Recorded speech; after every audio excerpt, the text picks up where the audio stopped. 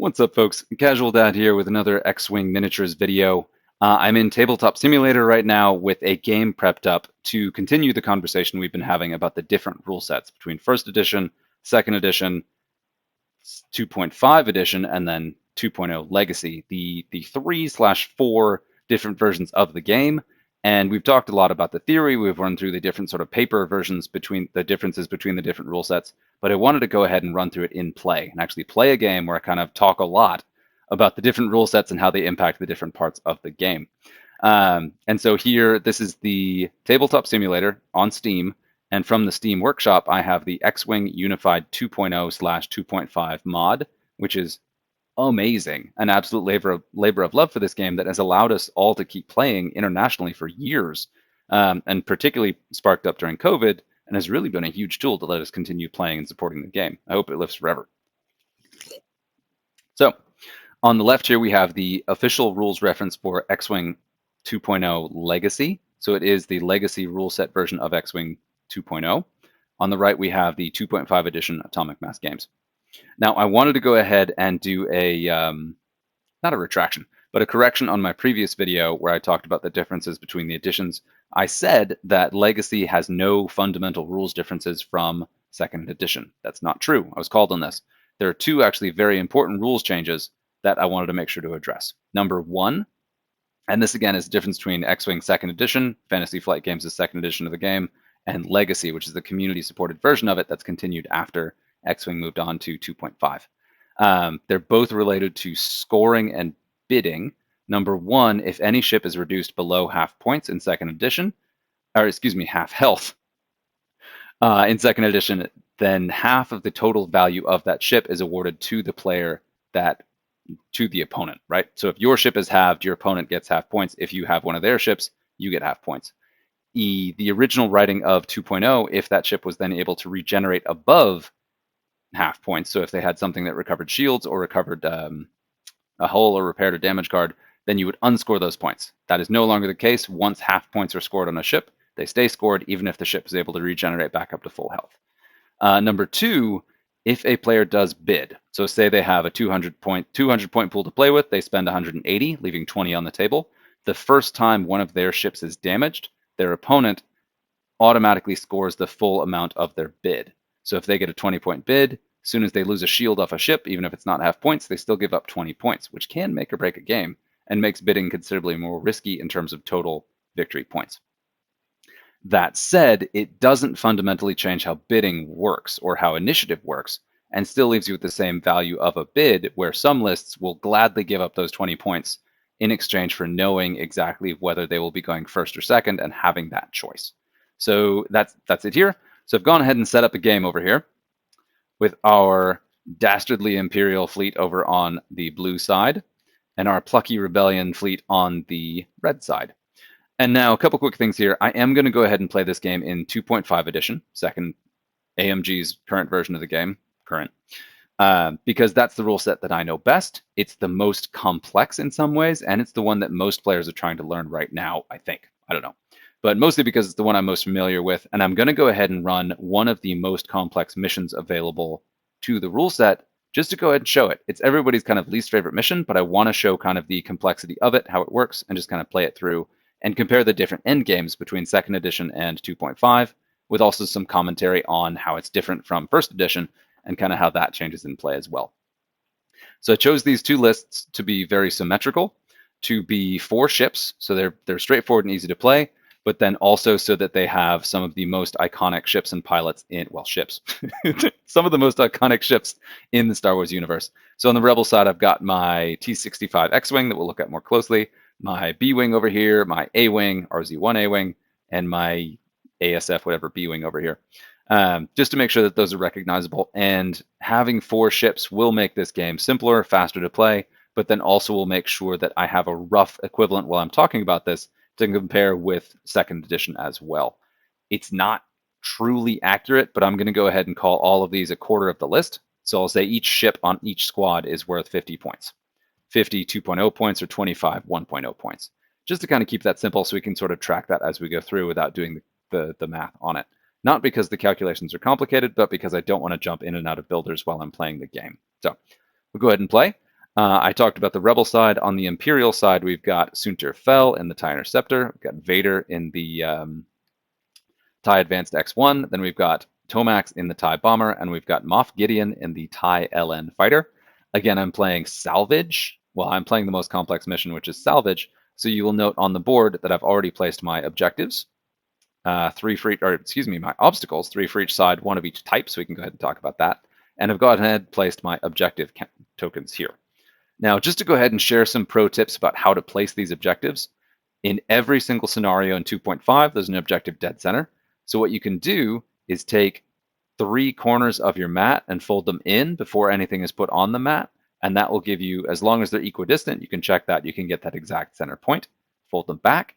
And then the rule of thumb for every single mission is that you place objectives on your opponent's side last. And the reason that's said that way is because 1 mission has 1 objective, therefore you're done. 2 missions have 5 objectives, so you place on your side first and then on your opponent's side. The reason we do that instead of place yours first is because the 4th and final mission has 3 objectives. Each player places 1, and so in that case, you will start by placing your one and only objective that a player places on your opponent's side. So that's why that shorthand of place your opponent's objectives last is a nice memorable way to keep in mind how those are a little bit different. Now, in Salvage, whenever a ship ends its movement or its activation within range 0 to 1 of an objective marker, they can spend their action to pick up that crate. And then at the end of every single round after the second round, that ship, if it is still carrying a crate, will score 1 victory point to the team that is carrying that crate. So, but the downside is while you're carrying a crate, you cannot perform boost or barrel roll actions. And if you suffer a critical damage, even if it's canceled, or if you suffer a crit, so there's an uncanceled crit hits you, even if it hits a shield, you will immediately jettison the crate, and your opponent will place it anywhere touching range 1 of your ship, and then you'll have to pick it back up, or they'll have a chance to pick it back up. So there's a lot of incentive for crit tech, and a lot of incentive to shoot at the carriers of the crate so you can plink off those points so that they're not just scoring freely here. Another key difference between the games is, well, actually, let me go ahead and talk a little bit about lists first before I get into that. So we talked a little bit about the mission. So I'm running 2.5 lists. Both of them have 20 squad points that I can spend on the pilots. Each pilot is some percentage of the 20. And then I believe all of these are actually 5. I might have a 6 and a 4 in there, but no, I think they're all 5. Excuse me. And then each ship also comes with a dedicated pool of loadout points that you can spend on upgrades. And you can see here that these lists have a lot of upgrades despite being relatively small. And there are some legitimate complaints from 1.0 and 2.0 players that 2.5 has added to some level of upgrade bloat, where there are just a lot of upgrades on the table, a lot of triggers to remember. I get that. That's, again, totally fair, legitimate complaint. I enjoy it. It's one of those things where, like, no matter how many points you spend on your ships, you always have points to spend on your upgrades. But you always have points to spend on your upgrades. So the upside is the downside is the upside. It does lead to some bloat, but it lets you build the ships the way you want to, in my opinion. Now, the alternate take to that, though, is that in second edition, you have 200 points. It's a single pool, so you literally can build a single ship however you want. You can put as much stuff on there as you want in any combination, as long as it has the slots, and as long as you are able to, as long as you leave enough points to be able to build your list up to the minimum of 2 ships. And that's a key thing, too, is that minimum squad size in second edition and first edition was 2 ships. In 2.5, it's 3. So, yeah. Now we've talked about it a little bit, and just to sort of talk about this too, now this is objective bloat. Now, I tried to build this list in 2.0 in the legacy points with the 200 deck points, or the 200 squad points, and this list with just the pilots was over 200. It was 216 before I swapped out. I had Luke and Wedge in the X-Wings. I swapped into Y-Wing just to have it. And when I did that with just the pilots, Wedge, Luke, Ahsoka in the A-Wing, and Braylon in the B-Wing, it was 216 before putting any upgrades on the table at all. And so I would have to downgrade them a lot. And one of the more common pain points about 2.5 is that it quote-unquote killed generics. If you look at Luke, he's 60 points in 2.0 second edition points. if you look at a Red Squadron Veteran, a Blue Squadron Veteran, whatever it is, the generic base X-Wing, it's 38. So it's nearly half as many points. And so you really have this massive incentive to not take the big expensive named pilots because they take so much of your loadout before you even put upgrades on them. That said, if you bring a large ship, you can load that sucker down with all kinds of stuff. So my favorite ships in 1.0 and to a lesser extent in 2.0 were the beefy large base ships that I could load down with upgrades. But still, you have to be really efficient. It's like, do I take another bigger ship, a whole other body, or do I take this shield upgrade? That was the kind of math you had to work out in 2.0 and 1.0, which was cool. There was that give and take, right? Where there's very much a cost to taking upgrades versus pilots in the way you would do it. For me personally, I found that it's very common to hear that saying that you have total freedom, which you technically do, but it is somewhat limiting in terms of what upgrades you'll bring, because you'll tend to bring the cheapest, most efficient upgrades instead of the stuff that might make the game a little bit more interesting sometimes. Or just drop upgrades entirely to bring more bodies, which is a way to design it. But like I said, with that math of Luke being 60 versus the 38-point X-Wing, there's a whole lot of incentive not to take the named pilots, not to take the iconic characters. So you could argue that 2.5 didn't kill generics, that 1.0 and 2.0 killed named pilots. So it's kind of, I mean, there's a give and take, like chicken and egg, whatever. But the long and the short of it is that in 2.5, there's much more emphasis on named, unique pilots with cool abilities and a lot of upgrades. And in 2.0, there's much more of an emphasis on efficiency, streamlining, and of course, you can throw generics in there if you want to. And one of the common complaints is that people really want to fly generics. I don't understand why, but I mean, if you want to fly generics, sure. And a lot of people like them, so yeah, go for it. Okay, so here's where we're going to go ahead and play this game. Yeah, and 1.0 and 2.0 in terms of generics versus named were very similar, right? So powerful pilots were costed very highly. Generic, plain old, nameless pilots were costed very, very aggressively.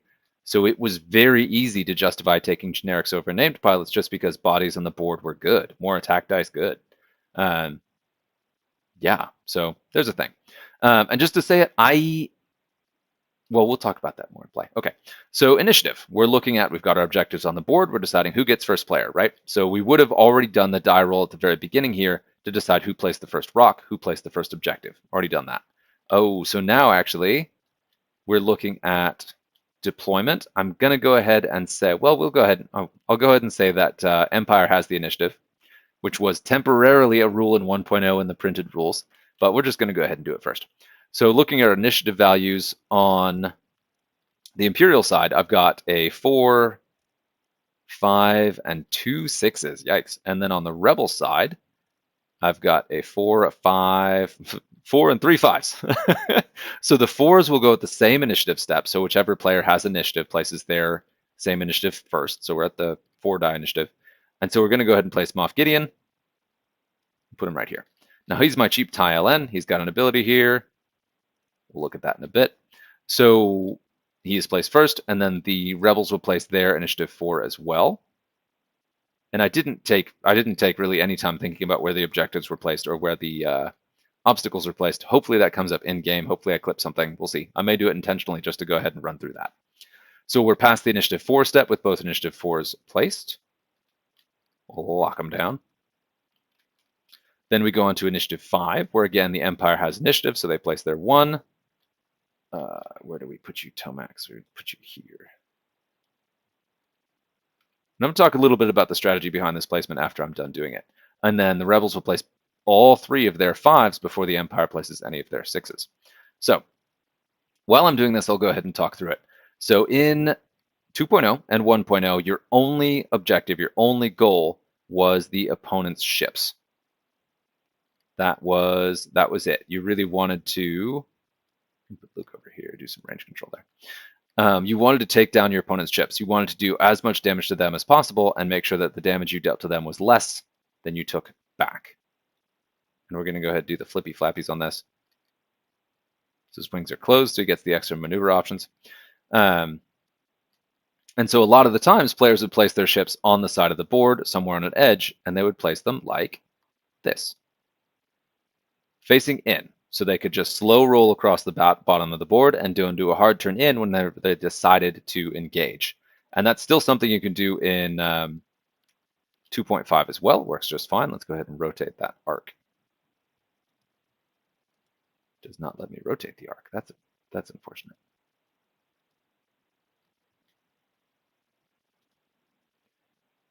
Well, there we go. There it is. Okay, got it to the left. Yeah, so we got that turret marker here marking where the turret is pointing. That's a really, really big difference. And the entire reason I actually brought a Y-Wing instead of the other X-Wing is so I could talk about turrets. In first edition, a turret primary weapon, a turret upgrade weapon was a full 360 arc.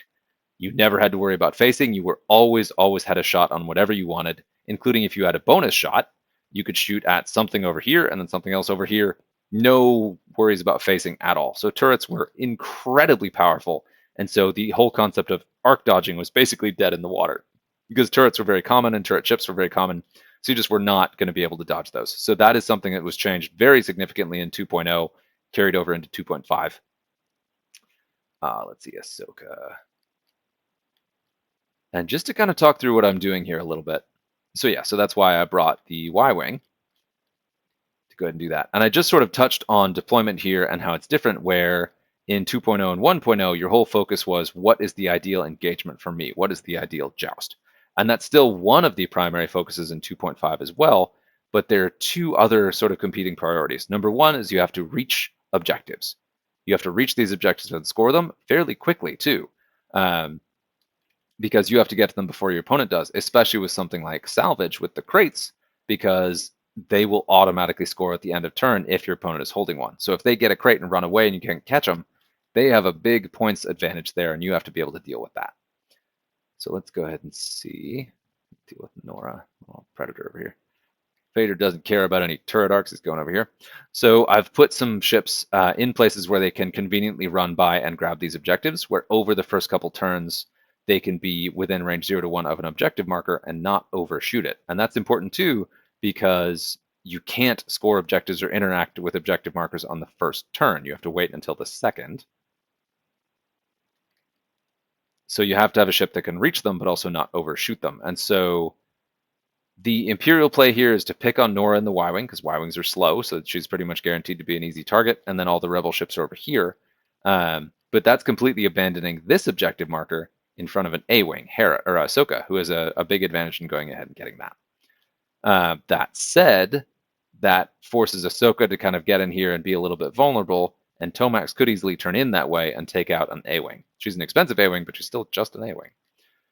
So looking at this deployment, this isn't super different than what you might see in second edition, but in this case, because we are going to be angling for objectives early, we're not going to have the level of kind of ideally curated engagement that we would have had in 2.0 and 1.0, because there are competing priorities. There's multiple things you have to think about, and you have to go different directions that sometimes are somewhat ill-advised in terms of the raw combat to score the missions. And so there's just more to think about there. So toggle rulers. And now here, we'll go ahead and set our dials. So we placed our ship, placed our ship, placed our ship, placed our ship. I believe I already did that on the Rebel side, except for that. And so again, a lot of the time in 1.0, you would do like a basic slow roll, which will still do somewhat in this. So like Moff Gideon's going to go as slow as he can, which is not very slow because it's a TIE fighter. Actually, let's do this thing. Make this a little bigger so it's easier to see those maneuvers. And for those not familiar with TTS, I'm just mousing over an object and hitting the plus button, which makes it bigger. This is probably a little bit too big, but we're going to go ahead and do it. Which I've already done with the rules reference and objective reference card. Now, a couple other things here too is that in standard X-Wing 2.0 and 1.0, there was a time limit. I believe it's always been 75 minutes. I could be wrong about that, which is an hour and 15. But 2.5 added 2 additional end conditions. Number 1 is if either player reaches 20 points through objectives or killing ships or both, the game ends at the end of that round. And then whoever has the most points wins the game. So you could have both players be over 20 in the same turn, or have one player score 20 early and then the other player score higher than that late. But that just decides when your final turn is. And the other one is number of rounds. So after you get to 12 rounds, let's see, I believe it's on here somewhere. Yeah, 12th round. So after you finish 12 complete rounds of play, the game ends as well. So a couple different ways. So slow playing is kind of less of an issue because of the timer. Fast playing is less of an issue because of because fast playing is more of an issue. I don't know. Anyway, but there are a bunch of different conditions that could end the game. So you don't end up having those endless games anymore, which was never really an issue. The time limit really was fine, but games can be much faster now because there are ways to end them before, whereas in the past, if you wanted to end a game early, the only way to finish a game before time was to wipe out one of the two players or to have one of the players surrender. So it is nice to kind of have that in there. It's just like official other ways the game could end. But that's not a major thing. So, okay. So Gideon is going to try to stay close to this objective. And both Vader and Suntir are going to be fairly aggressive, just cruising on in there with their fastest possible maneuvers to try to catch Nora off guard. And then Tomax is going to go ahead and head for that middle objective. And just to kind of talk through why, right? He does want to challenge that middle objective. He wants to go ahead and get it. And also he wants to go behind this rock, so he has a little bit of a defensive buff against these guys who are coming around this side and can really mess up a lone bomber. And now on the Rebel side, Nora, of course, is angling to get this objective marker. And then Braylon is angling to get the other objective marker directly in front of him. So Nora's going to do a 2 straight. We'll see how close that puts me. And then Braylon is going to do a 1 straight because B-Wings are nice and slow, lovely backfield objective grabbers. And then Ahsoka is going to get a little crazy. She's going to do that 5 straight and rocket in there because there's really nothing terribly threatening here. She does have to worry about Tomax, but not as much. Watch me say that and then have Tomax one-shot her in the first engagement. And then Luke is pretty far out here, so he's going to angle back towards the middle. And he's going to be an offensive piece to try to threaten Tomax. Because Tomax does not want to joust with Luke. He's good, but he's not that good. All right, so now we have all our dials set, and this is where our dials are set. Now, in 2nd edition and 1st edition, we would have done a roll-off at the beginning of the game that would have determined initiative, and then you just know initiative for the entire rest of the game. Whoever wins the roll-off can choose if they want to go 1st or 2nd. There's no randomness outside of the initial die roll, but you have that choice, right? You will pick the option that is most advantageous to you, and if one player has a deeper bid, one player brings 199 points, the other brings 200, the player that brought 199 points automatically is the one who makes that choice. They say, I would like to move 1st or I would like to move 2nd, depending on what initiative is on the table. In 2.5 edition, it's randomized, where at the start of every single turn, after your dials are set, so you don't know who's got initiative when you pick your maneuvers. So there's that extra level of thinking, like, if I go 1st, if I go 2nd. Now, of course, in this case, the Imperial player always knows that their I6s are going to move 2nd and shoot 1st. So they have that big advantage already, regardless of who has initiative. But Tomax and Luke, if they duke it out, which one of them goes 1st, could make a big difference. So Rebels roll. Empire rolls. What's happening? Where'd my dice go? Quirky. Anyway. Empire rolls. I think the Rebel ones were still in the air, and I rolled both, so it blocked it. Ooh, man. Hit, crit. And just a hit for the Rebels. So the Empire gets the initiative anyway. So the 5 will move 1st as well, and the 4s. There's actually quite a bit of overlap here. So Empire 1st, and within each initiative, some things that are always true, right? So within each initiative step, you can always choose, I have 3 initiative 4s, which one is going to move 1st, which one is going to shoot 1st, which one's going to do actions 1st. You can choose the order of ships within the same initiative value freely, as long as they're on your team. So Moff Gideon 1st. His little whopping 2 straight, and he will go ahead and focus on the task at hand, like you do. Terrible joke. I'll never give that up. And then Braylon, my mighty B-Wing over here, will do his 1 straight, and he will go ahead and safety lock. Ooh, he's got his flippy flappies. So his wings are open. Yeah, so his wings are open. So he has the barrel roll to red lock and the option to do a bonus cannon attack. So he'll leave those open. I don't need the extra maneuver option that you get from them being closed. And then that's my 4s. So then my 5, Empire has the initiative. So Tomax will go 1st here. Do that 3 straight. And he is going to go ahead and safety lock just in case. And by safety lock, this is just something you do kind of as instinct. He doesn't have to. If he does a focus action, it gains him nothing. The thing being that green tokens are cleared at the end of the round. You won't gain any benefit from that. So target locking an object like a rock gives you a target lock. It gives you an action that will persist. And the reason that's important is if you're up against an opponent that has any jam, the jam action to jam off your tokens, then if they jam you, they would remove your target lock, and then that would remove the jam token. So say an initiative 3 rolls up and target lock or jams your initiative 5, then your initiative 5 is carrying a jam token. Then after they do their move, if they were to do a focus action, the jam action would get the jam token would get removed and cancel that action. So having that target lock means if a lower initiative ship does jam you, you will remove the jam before it will impact your future actions. So it's just kind of banking that for later, and it's just kind of a nice way to get your target lock tokens on the board. So it's just something you see a lot of players do. It's something I wanted to make sure to mention. We'll go ahead and move Nora here. Does her 2 straight. I don't know where that charge came from. Really don't know where that charge came from.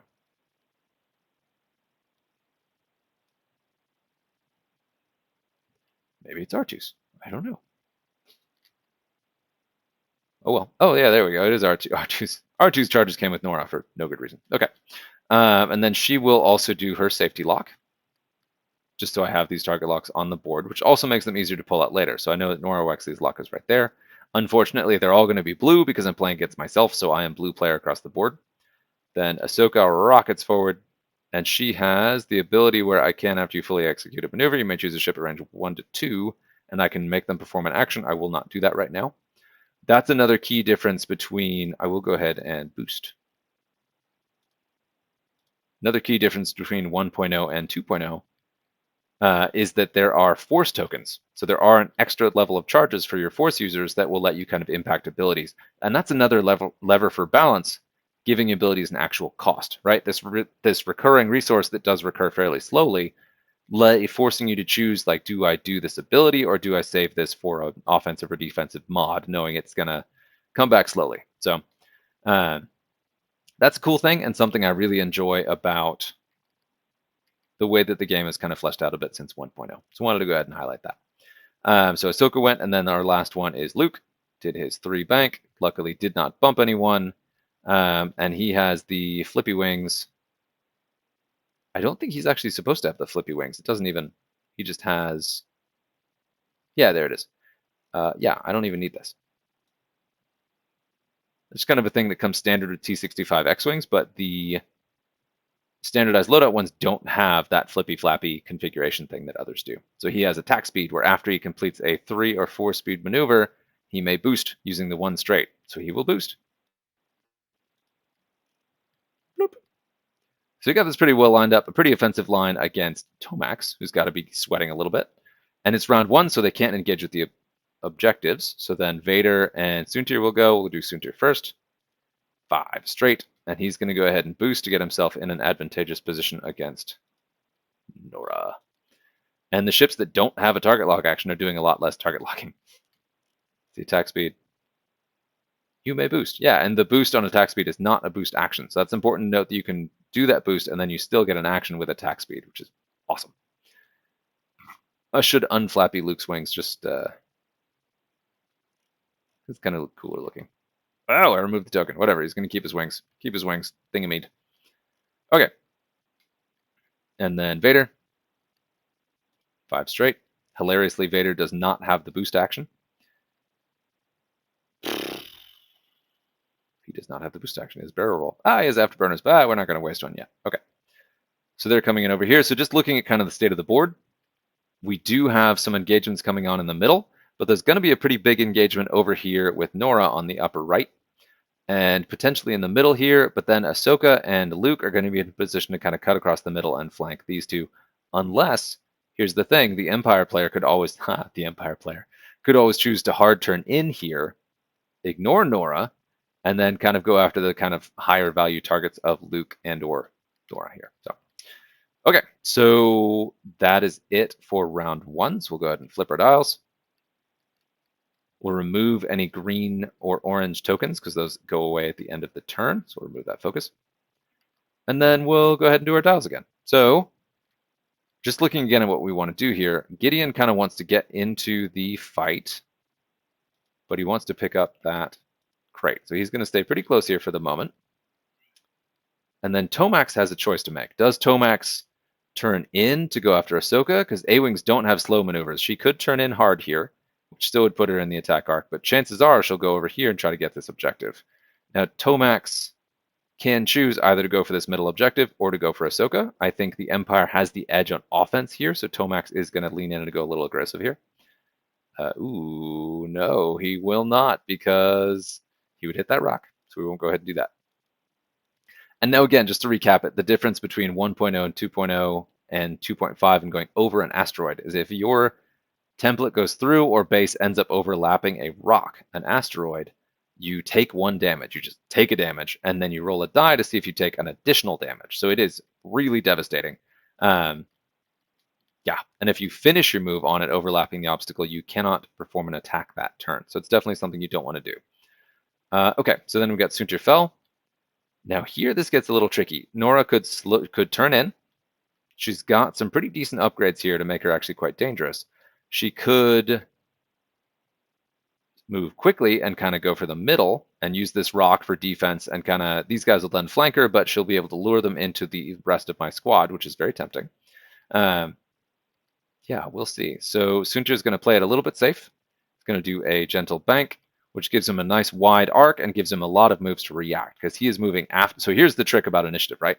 Nora's initiative 5, Suntir is initiative 6, so we know no matter who has initiative that Suntir will be moving after Nora and will be shooting first. So he could strip a token, he could do some significant critical damage to her before she has a chance to react.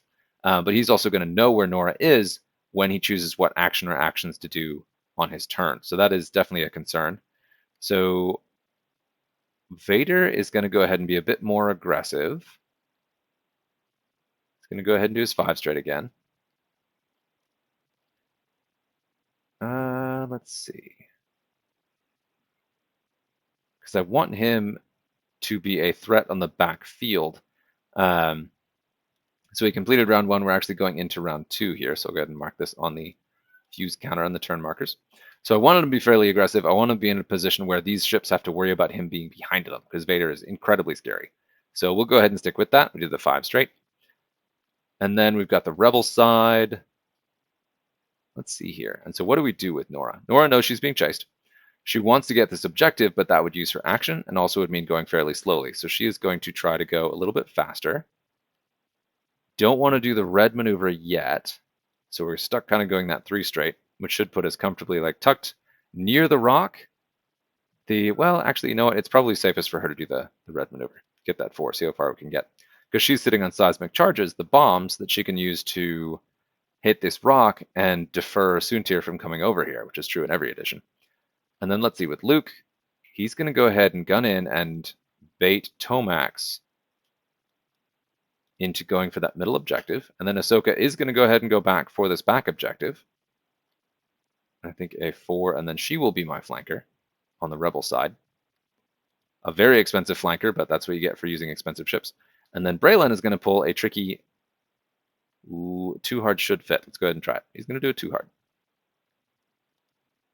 And now the thing about Braylon is he has the ability to spend stress tokens, but if he is stressed, he can't do the objective action to pick up that crate. So that's a whole extra consideration I have to do here, where... You know what? That's actually, for Nora, I'm going to go ahead and do the 3 straight, because then she can pick up the crate, potentially hold on to it, and maybe watch this still get her out of range there. So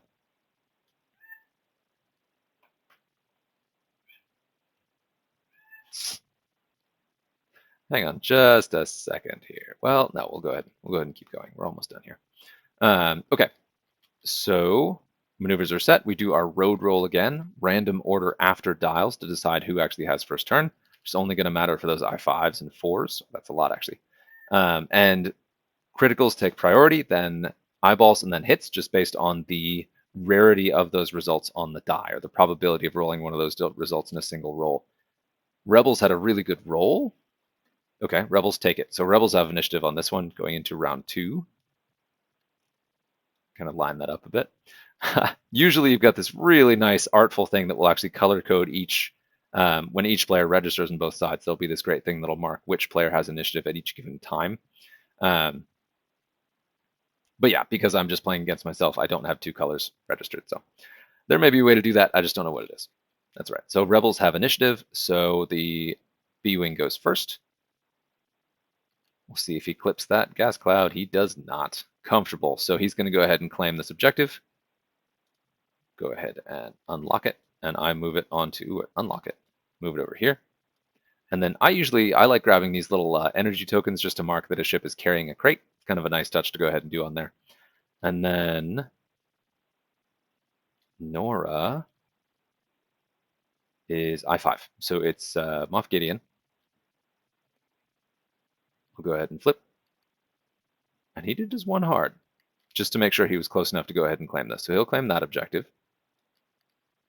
And this is one of those cost things where claiming the objective means you don't get another action. And you can't be coordinated to do an objective action either. So it's really, there's a definite risk in going ahead and picking up an objective. So that was the 4s. Now the Rebel 5s go first. Do Ahsoka first. Whoop. Comfortably, she'll go ahead and claim this objective, giving the Rebels a likely edge, but we'll see what Tomax ends up doing. And then we've got Nora doing that 3 straight. We'll check range here. That still should give her range to go ahead and pick this up. She is at range 1. Perfect. So she'll claim that, which will give her Rebels a big advantage here. And you do want to keep those objective markers because if a crate is knocked off of a ship, you do have to be able to place that back on the board. So that is Ahsoka and Nora. So then we've got Luke. And this is unfortunate. This is where that initiative matters if it's tied initiative, right? So, well, kind of. So Luke wants to take a target lock to fire his proton torpedoes, but he has to have the target ship available to him when he completes his maneuver. So right now, he wants to do a target lock on the thing he's going to fire his torpedoes at, but because he moved first, because I won initiative, Tomax is still back here and may or may not end up in attack range, but certainly is not in target lock range right now. So Luke is going to focus. Fortunately, he has instinctive aim, so I can still shoot the proton torpedoes. Yeah, that was a speed 2, so I can't even attack speed boost. So I'll still be able to shoot the proton torpedoes even without a lock, which is really good. Yeah. All right, so that's them, and then we've got the rest of the Empire. So we got Tomax, 2 straight. Ooh, man. Ooh, man, he's right in the middle of that. And here, now he's got his crazy stuff. What does he have? So he has, hang on just a second. I'll be right back.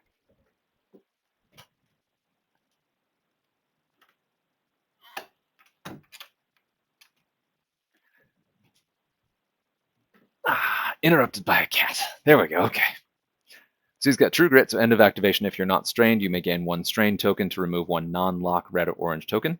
And then he also has, after you perform an action, you may spend 2 charges if you do gain a focus token. So you can remove the thing. So if he has a non-lock, so he could clear a stress. So here's the dirty trick that he can do here. So he can barrel roll, spend 2 of his charges to gain a focus, and he can barrel roll into a red lock. So he'll end up with a lock focus, and then he can use True Grit to change that from a stress to a strain before moving. So he can do that and then follow it up with a red maneuver or a stress action, which is it's really good. But we're not going to do that right now. So I have to kind of look at what he's going to do. Is he going to take this crate? Because the thing about ordnance, it's the same in all editions where missiles and torpedoes, there's a cost to fire them. You have to have the target lock usually, sometimes a focus. But then they usually deny the range bonus. So this is a range 3 shot, which normally would mean that Tomax gets an additional green defense die against it, but he will not in this case because it's a torpedo. Now, I probably am in range of Moff Gideon, whose ability can...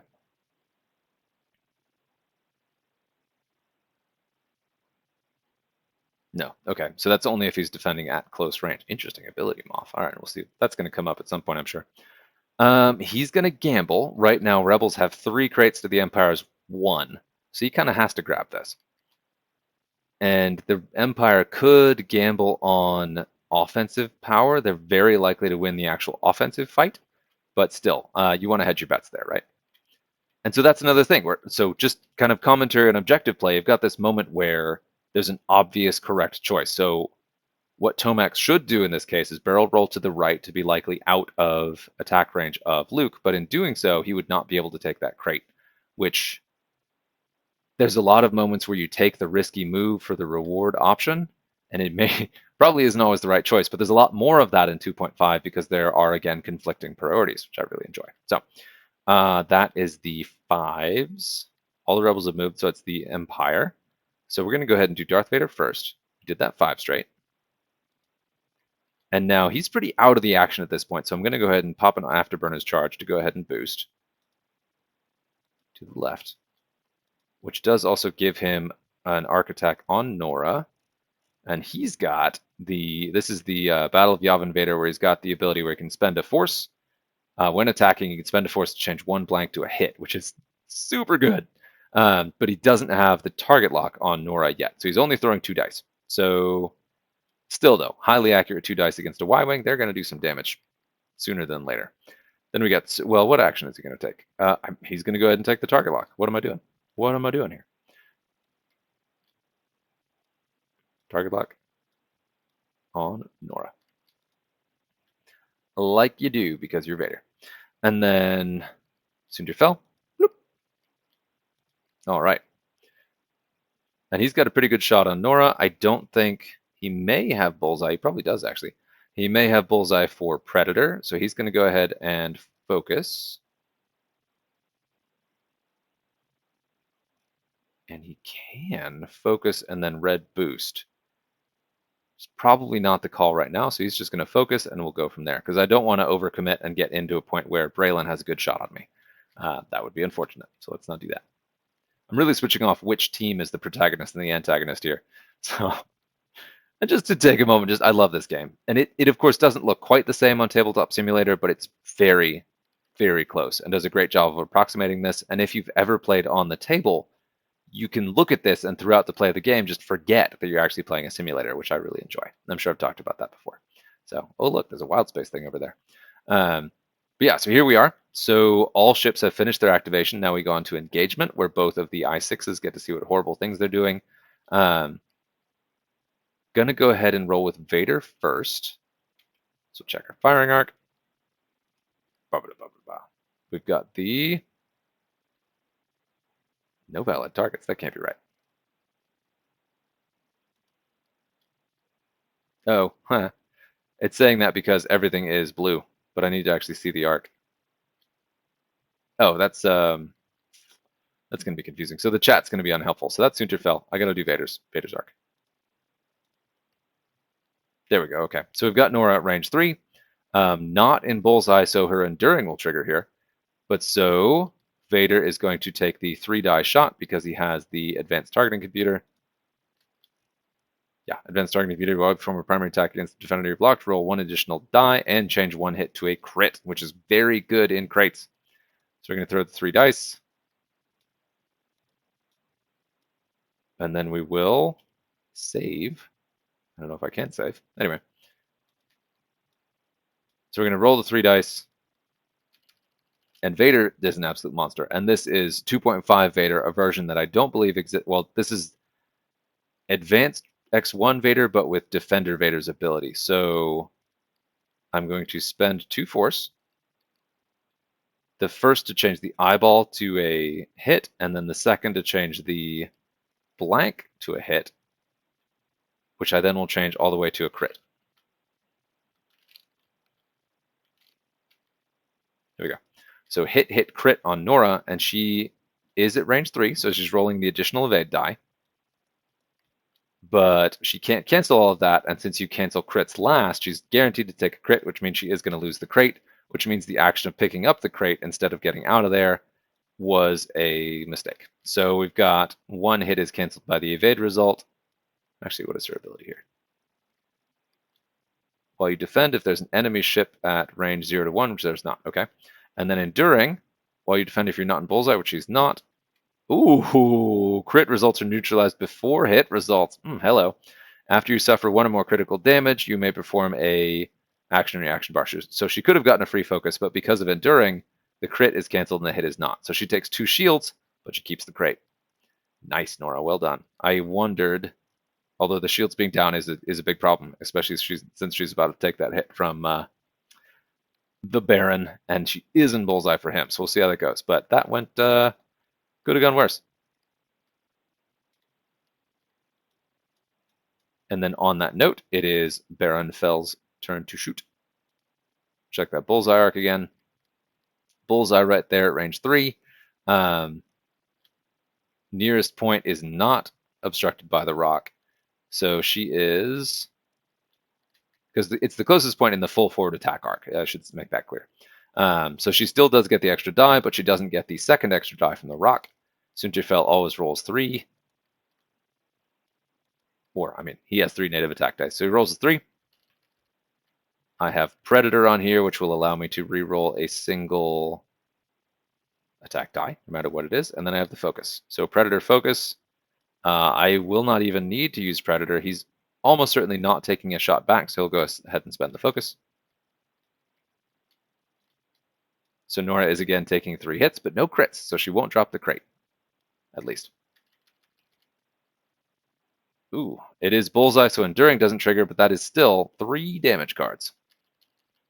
And now here again, if the Rebels had bid anything, this would also give whatever points they bid to the Empire.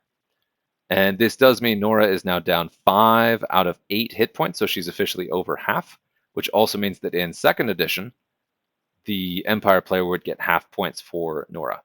So, I mean, again, we're saying they're all roughly 50 points and 2.5. We'll say that would be 25 points, which is a pretty significant lead to the Empire there. In this case, in 2. And that would be 2nd edition or Legacy, both cases. But in 2.5, it's just she's now trailing fumes and has to really, really run away. Yeah. Okay, that's going to get interesting real quick. All right, so that was the initiative 6s. Rebels had the initiative because they moved first. So they also will be shooting first, I believe. And I hope somebody calls me on that. I can't believe I don't remember that, but they have initiative.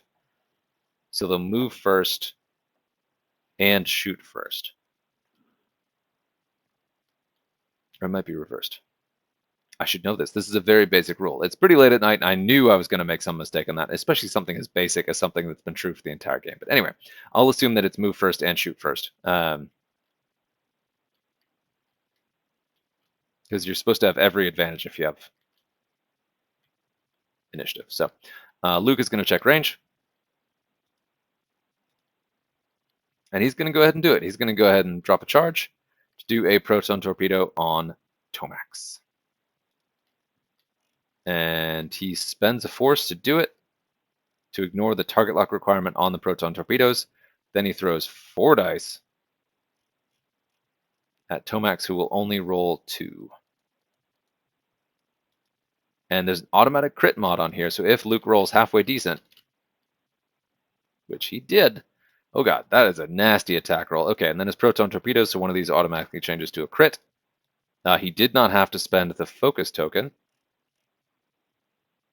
Let's see. While you perform a special attack, you may spend 1 force to ignore that. I didn't even have to focus. Wow, okay, that's really good. But having the focus token is nice, just for defense and offense. So we spent a proton torpedo charge. We rolled a phenomenal roll, and so Tomax is just rolling his 2 defense dice. I don't usually run Luke, especially with proton torpedoes. I gotta start because that was really terrifying. And he's probably the best ship in AMG wing, period. So that cancels the hit. That is still 3 crits coming in on Tomax. Ouch. Which will drop the crate. So we'll go ahead and do range 1 of Tomax. And so I will grab his crate and put that anywhere within the range 1 band. And I want to put it somewhere where I have a ship that can pick it up, but also ideally in a spot where one of his ships will not be able to easily pick it up. So I'll put it, and now here Luke is more likely to pick one up than Suntir. We'll go to live dangerous, we'll put it there. Now the downside to putting it there though is that Tomax can then go pick it back up. But at the same time, you kind of want to do that because if he does that, that puts him in a really dangerous spot and he is hurt bad. And let's see how much, just how bad he is hurt. Because we're looking at one flip. And that is a loose stabilizer. Ouch. After you perform a non-straight maneuver, you take a damage and then repair this card, and then flip. Loose stabilizer. Oh god. So those are resolved independently, so he can't repair both with a single action. If he does a turn or a bank maneuver, he will immediately lose 2 hull. I've never seen that happen before, actually. Disabled power regulator. Before you engage, gain 1 ion token, and because he was shot first, he will still gain the ion token this turn. Yikes. But no critical hit, or no direct hits, nothing to flip up all of his attacks, so it could have been a lot worse. Still bad. Still real bad. Okay. And again, that is half hit points on, that's exactly half on Tomax, I believe, unless you have to get over half. I believe he would now also give up half points to Rebels, so that evens it out. So Nora and Tomax, they're not actually equivalent points, but in my little headcanon here teaching the game, that would put the Rebels and the Empire roughly equivalent. In 2.5, though, it's a much more dramatic swing because that is now Rebels have 3 objectives, Empire has 1. But there's still some pretty nasty stuff going on. It's still very early. So, all right, other attacks. Ahsoka doesn't have a shot. Braylon almost certainly doesn't have a shot, and Gideon doesn't have a shot. So it's just Tomax. We'll see if he has a shot. Okay, and so, oh man, that's a lot closer to Luke than I thought, so I'm glad I checked. But that does put a real legitimate threat on Nora. It definitely makes things interesting in the following turn. So we'll see here. So that is end of round. And this is what's tricky, right? So that loose stabilizer was a bad crit, or were bad crits. So Tomax does get an ion. So he is ioned. Oh, gross. Okay. So Tomax is ioned. And if he does the bank maneuver, after you execute a non-straight maneuver, an ion maneuver is still executing a maneuver. If he does a bank maneuver, he'll lose 2 more of his 6 HP and basically be dead. So he pretty much has to do the straight one. And then after that, he is not able to claim the objective. So placing that here was a very smart move in terms of moving that off, or a lucky move, which puts Luke in a position where he really wants to take Tomax out. Now, Tomax won't be able to shoot any ordnance this turn, so that also makes him dramatically less dangerous, which opens up, here's the consideration too, that Luke is probably going to turn in. He might pick up that crate, or probably, well, actually, he might pick up that crate. In the end phase, sorry, the focus token comes off Luke, and then Vader regains 1, and Luke and Vader recover 1 force. Vader is still down 1 force, but he's still quite a frightening customer, and also still has afterburners. Ooh. All right, let's see where this goes.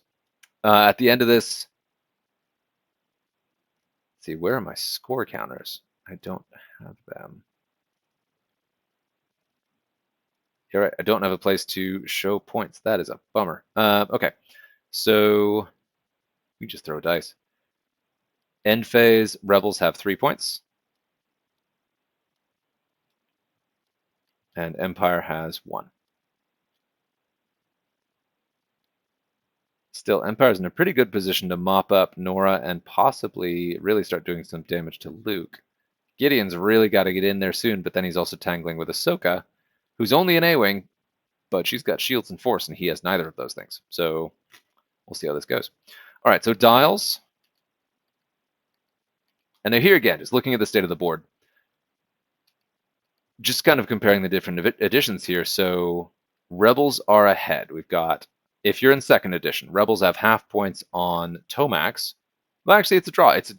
It's a pretty significant tie for both sides here if we're looking at 2.0. So just thinking about this, Tomax and Nora have to figure out a way to run, or Tomax has to become the bait that everyone goes for here to draw Luke in so that Vader and Soontir. Okay, yeah, so let's go ahead and just do it. So we'll talk it out. So Vader and Soontir, they see blood in the water. It's their blood, but it still is enough to draw in Luke. So Soontir is going to do a 2 hard. And then he still has a good action bar to do that. And now that is a good move-ish. Because, so here's the thing. Luke either goes in to finish off Tomax, or he takes a gamble and assumes that Soontir is coming in. And Soontir's got a rock kind of in front of him, so he has to either bank over here, or where he'll may face off a double cannon shot from Braylon, or a cannon and a primary then cannon shot from Braylon, or he has to face down Luke Skywalker over here. So Rebels are actually in a pretty good spot, except that Vader's coming in too. So Vader's going to come wide around the side. Should put him right about here with that 3 bank. And then Soontir's doing the 2 hard, that'll put him right around here, where he can then maneuver again and kind of get in the scrum. And then Tomax has to do the ion maneuver, so he's going to do the 1 straight. Man, he can't even repair that either, so he has to go straight next turn too. Yuck. Okay, and then Moff Gideon. I didn't position him well here because he has to go straight. Well, he's going to go straight. Let's get him into this fight. This will make him somewhat of a flanker. I mean, his whole goal right now is to run away with this crate. If he does anything else, bonus. But he may not, so we'll go from there. All right, and then on the Rebel side, Nora has to run. She can go ahead and drop a seismic charge, but I did the slower maneuver. Oh, she never shot back. Actually, let me check range. But no, we were pretty sure she didn't have arc because it's range 2. Or range 1 to 2. And she was shot at range 3, so I doubt that either of them is at range 2. Yeah, both at range 3. Okay. So never mind. And she has a forward arc, but there's nothing in it. Okay, and that's another thing too. In first edition, also, most turrets were range 1 to 3, or some turrets at least were range 1 to 3. So again, full 360 arc, range 1 to 3. It was very difficult to deal with turrets in first edition. Which is why upgrades came out that buffed the heck out of aces, but then aces became this impossible challenge to deal with. So, all right, so we're looking at Nora's dial. She's not stressed. We know exactly where Tomax is going to be. Ooh. I think what she's going to do is do the 3 hard, because if she's at close range of an opponent, she gets to add an evade result. So she's going to dive right in there and try to use Tomax as a defensive bank. And between Tomax and Enduring, it is not the worst thing. And she can... yeah. But now I'm doing a red maneuver, so she's going to be stressed, but I still think that's the right play. Because I could use Chopper to recharge some shields here if I just spend bombs to recharge shields. That's always an option. But I don't think that would save me. So we'll go ahead, and then that will also take away their action, which Nora's in a bad spot. Okay, so Braylon is going to do a nice, cautious 1 straight, because I want to have a nice wide arc in every possible approach that these 2 aces could come at me. And then Ahsoka is going to whip around the side here, very much like Gideon. Her whole goal now is to go ahead and get points for this crate, but she might as well try to take out a TIE fighter while she's at it. And then Luke is going to do a gentle 1 bank, the very conservative choice because he is the roving gunboat still. I know where Tomax is going to be, so if Soontir and Vader end up out of the shot, Luke still has a chance to just finish off Tomax. So we will go ahead and go. So road, Rebels. Eyeball hit. That's a pretty good roll. Hit, eyeball. So that is a tie. I'm very surprised how often on 3 dice a tie can happen. Ooh, crit hit blank. Okay, there we go. So goes to the Rebels with the crit. And rolling dice is fun, right? And rolling dice with lesser consequences than a ship dying is also fun. So the road roll is just a very satisfying way to like make eyes with your opponent and be like, I got this, do you? Or like just, it's a fun moment and it's a shared moment together. And to do it every round, it becomes habit where you just kind of do it. Yeah, so it's a thing. There have been some suggestions that we should implement random order after dials instead. But again, the whole thing is there's that difference between does a player want complete knowledge of where everything is going to be or what order everything is going to move in, or do they want some randomness there? I kind of appreciate the randomness because it's random order after dials, or random order road is random order after dials. Yes. The other one I've heard is robbed random order before dials, so you know what initiative is going to be before you plan out your maneuver. Yeah, or of course the one where initiative doesn't change throughout the entire game. I don't. Initiative being a constant is one of those things that turns games very, very one-sided. If anything is in the game aside from the dice is going to be random, I think it should be initiative, and I really kind of appreciate that it adds a ton of excitement to the game where things can go either way. That does make it a bit more of a beer and pretzels game than a competitive game, but you're seeing here where Sunterfell and Vader have the initiative advantage regardless of who goes first, and having or not having initiative has bitten Luke in the. If Luke were not Luke, if this is any other pilot, that would have bitten him in the butt. He wouldn't have been able to shoot his missile because he was, or his torpedo because he was going first.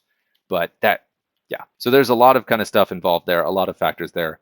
I personally really enjoy Road. I think it's very fun. It's a good way to handle it.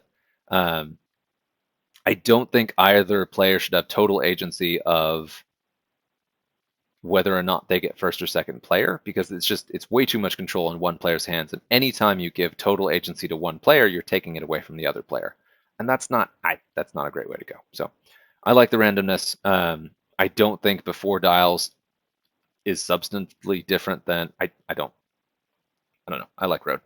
And yeah, and I do again like initiative changing. Initiative being decided at the beginning of the game just sort of cements an entire aspect of the game that makes it exciting throughout the end game is removed if you have initiative determined at the very beginning.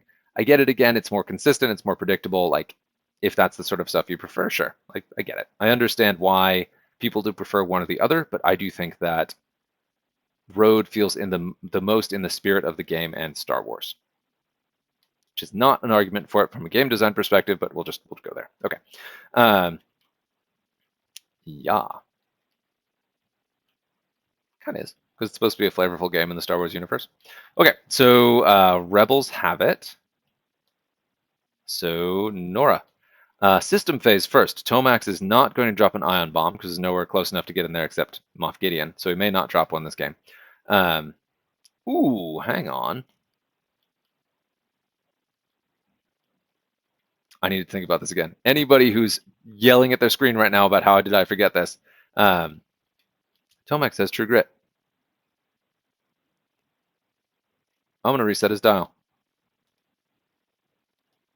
And this would be an absolutely shocking play to do.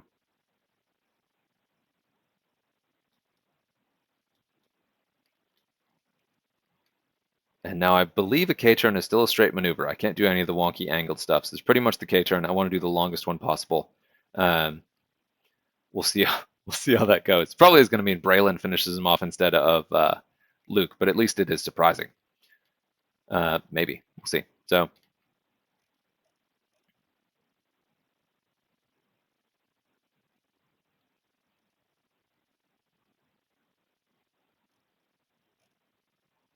yeah, awesome. Okay.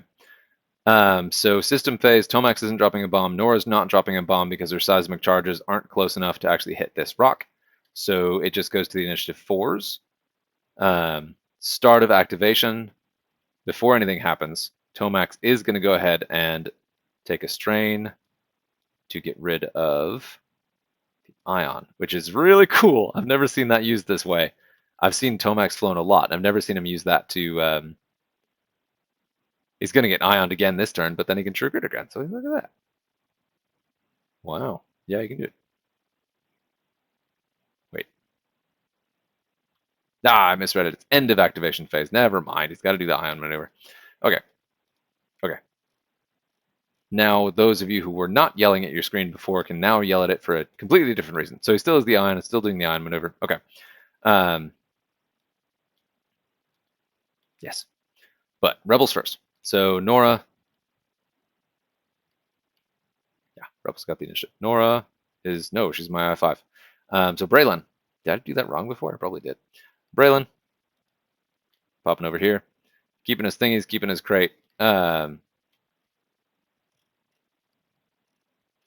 man. And he's going to go ahead and focus and barrel roll because his ability, and attempt the barrel roll. We'll see if this fits, actually. Roll to the right and forward. Actually do, yeah, he's going to do just straight to the right, which gives him the focus and the stress, and he can spend his stress. Do I want to do that? Oh, there it is. No, hang on. So instead, and so I'm taking that back. Instead of the focus roll, he's going to. Oh, do I want to do that? No, he's going to go ahead and focus roll. So I won't be able to trigger the bonus cannon attack because that was I can spend a target lock, and I don't think he's in range to actually get a target lock yet. Maybe range. So he's probably range 3. If he went forward, he'd be range 3 to get either the lock on Tomax or Suntir after he did the.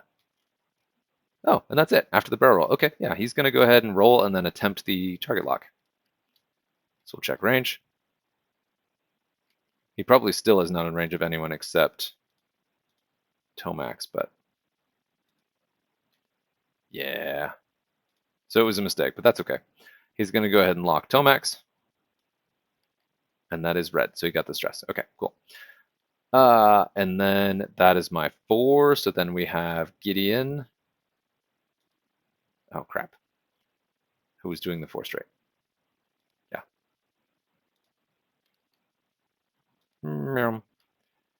And now I don't fly a lot of TIE fighters. I know they have barrel roll, evade, focus. Pretty sure he's supposed to have upgrades on him. I can't believe I didn't recognize that until now. Go ahead and look at this. He is supposed to have ruthless concussion missiles. Wait. Well, that was dumb.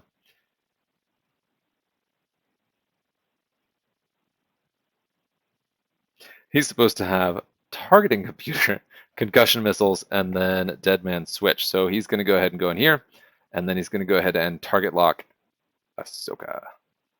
Any of my other ships not have the upgrades they should have?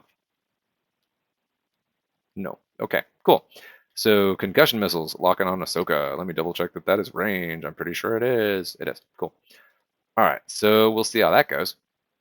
That makes him a much more threatening piece actually than Ahsoka. He's a lot higher offense against her, a lot higher defense, and we'll see how that shakes out. Okay, so that was my 4s, then my 5s. Rebels got it. So we got all the rest of the Rebels, and then all the rest of the Empire will go. So we'll do Ahsoka first. 3 hard. And now she knows she's target locked here. But he can't shoot those missiles at range 1.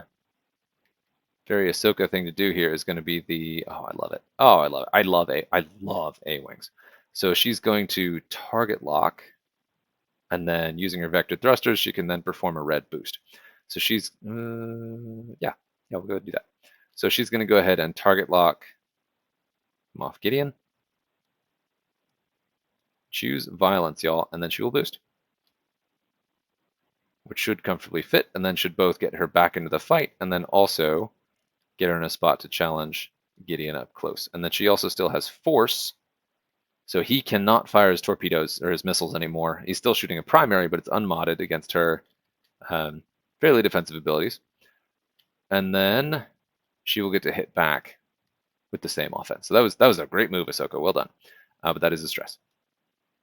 There we go. And then we've got Nora.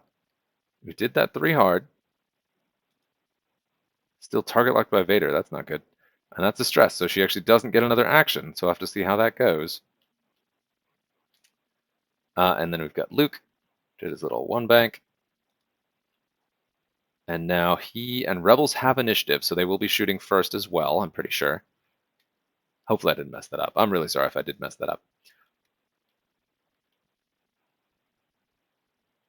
So let's see. She'll be shooting before Tomax. She's stressed. Oh no, Luke will be shooting before Tomax.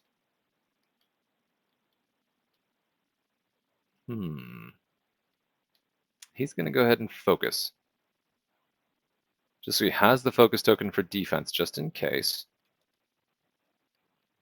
And then we'll go from there. Okay, so that's all my rebels, and then my empire. Tomax first. Bloop. Man. Gets rid of the ion token for now. And then he did the ion maneuver, so the only action he can take is to focus. And I don't think you can link that into anything else off of an ion maneuver either. He doesn't have the link to it either. So, womp womp. Okay, Tomax, you got wrecked. And then Suntir. Too hard. And now, ooh. Oh, that is a very bad place to be, Suntir. This is one of those things that Suntir would never have done in 2.0 because he wouldn't have been worried about the objectives. Or maybe when I was flying him, he would have. Okay, so his chassis ability, what do we got here? Ooh, he's got Daredevil, which isn't the craziest idea, but I don't think it would fit right now. Oh, he should have had a free focus after that last turn. So I want an enemy ship in my bullseye to get that focus token, but I also kind of want to evade.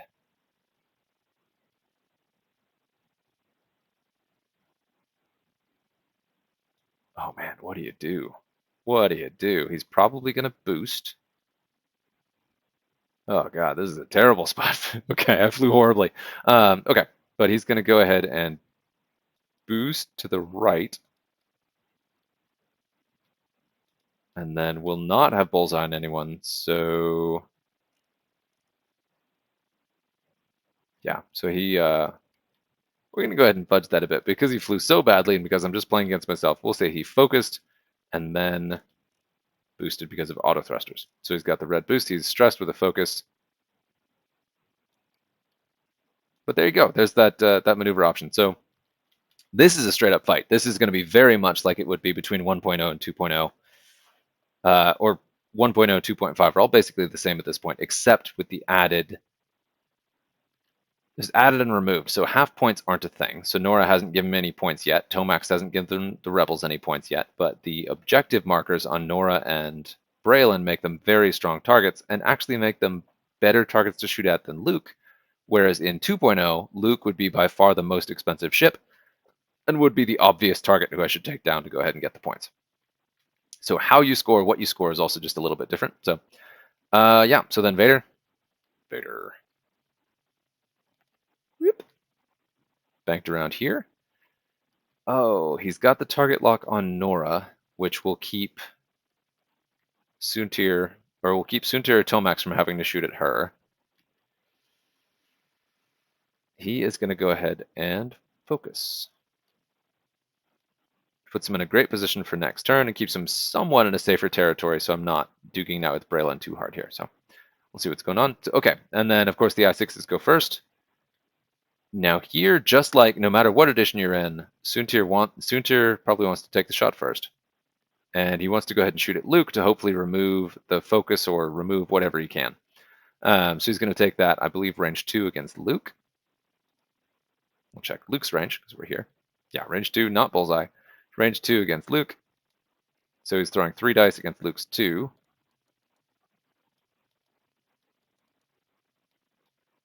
Suntir. 2 hits. And then Luke. Blanks out. Now, if he had any force missing, he would go ahead and recover a charge, but what he does do is lose both shields. Dun, dun, dun. But the unfortunate thing about that is if he had rolled any eyeballs, there would have been incentive for him to spend a defensive token, which there is not because he rolled blank, so he couldn't mod it if he wanted to. But still, Luke with shields down is not good. So then Vader is going to take his follow-up shot. It's hard to do that upside down, which is totally why I did it wrong. Vader is going to take his shot here. We've got range 2 on Nora through a rock, so she is going to be rolling 2 dice again. But Vader has the target lock. He will be rolling 3. Rolling 2 for different reasons. And now Nora is at range 0 to 1 of an enemy. So she will be able to do her pilot ability. And then also she has Enduring. Wow, that's a great combo. She's actually Very tanky Y-Wing. She costs a fortune. I think she's a 5-point Y-Wing, but I can see it. All right, Vader. And then one of these goes straight to a crit, which will get canceled first because enduring. Okay. Does not have the focus result, but she does get the free evade because of her ability. So 2 evades, 1 missed, so 1 hull. That's excellent. Excellent. So she keeps the crate. I totally underestimated Nora. Foolish of me. So there's, yeah, wow, wow. Cool, okay. And she may actually get to trigger Veteran Turret Gunner this turn too. So, okay, nice. So that was Vader against Nora. We've already done Soontir against Luke, and so now it's the Rebel I5s. Let me go down the wheel. We'll do Ahsoka, that range 1 into Moff Gideon with that target lock and force. 3 on 3. We'll go ahead and spend the lock. Because it's a TIE Fighter, we might take it out in one go. Nope. Okay, so 2 hits. And then Moff Gideon's ability is, while an enemy ship at range 1 to 3 defends. Okay, so not yet. That'll be on his offense. But what is his defense? He took the target lock. He chose violence. You fool, Moff Gideon. All right, he just takes 1 damage. Could be a lot worse.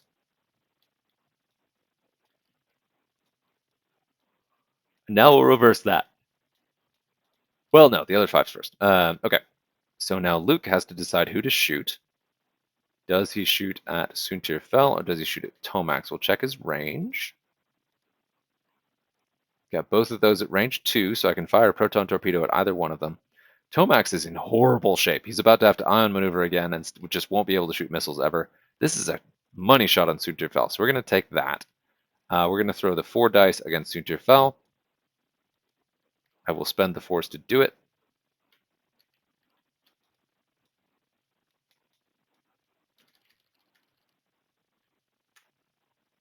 Okay, this is why we target lock. And he's not, I don't think, taking any of those shots, so we'll go ahead and spend the focus. And then one of these goes straight to a crit. And now we just have to hope that Soontir blanks out completely, which he could. Probably not. He did not. Okay, so evaded. So now Luke is out of proton torpedoes. Bummer. And then it is going to be Nora's shot. Nora's going to take the range 1 primary shot against Soontir Fel for a whopping 3 dice with no mods. No mods? No mods. Bummer about the no mods. But then after that attack, she gets the bonus attack with the ion cannon turret. Let me double check that I have Vader in range. Oh yeah, range 2 through a rock. So he will get the extra evade die. But still, 3 dice. Ooh, not bad, not bad. All right, Vader. His 4 evade dice, his focus, and his force. Yikes. Ooh. All right, so we've got 3 hits. One of those is going to be a damage, and then the other 2 will be ion. So he evaded 1, so it's going to be 1 ion and 1 damage. So if he spends the... Ooh, but he's got Braylon coming in for only 1 damage. Okay. He will go ahead and spend the force.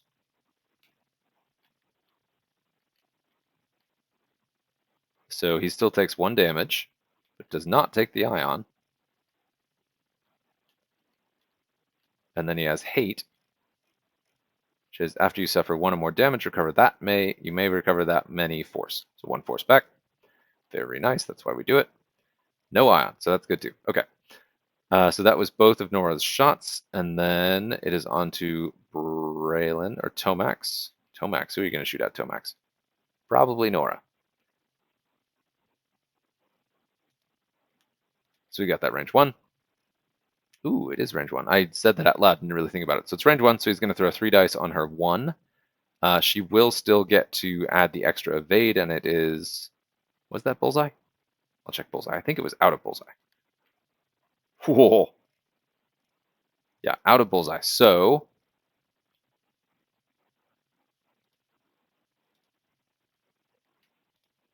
Enduring will trigger too. Man, Enduring is good stuff. Okay. Yes, he's my last I5. So he's going to throw his 3 dice against Nora with just the focus. Nothing. Ouch. Okay, so that makes up for Luke's roll, and then Nora gets the free evade either way, but then would have blanked out. So, okay. So that is all of my 5s. So now, next up, we're going to go ahead and do Moff Gideon, his range 1 shot into Ahsoka. 3 dice with the target lock.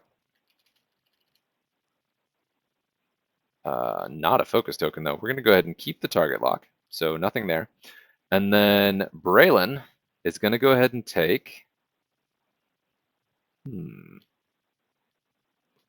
Soontir did take a damage. No, that was Gideon who took a damage. Soontir did not. So let's actually check Braylon's shots before I declare what he's going to do.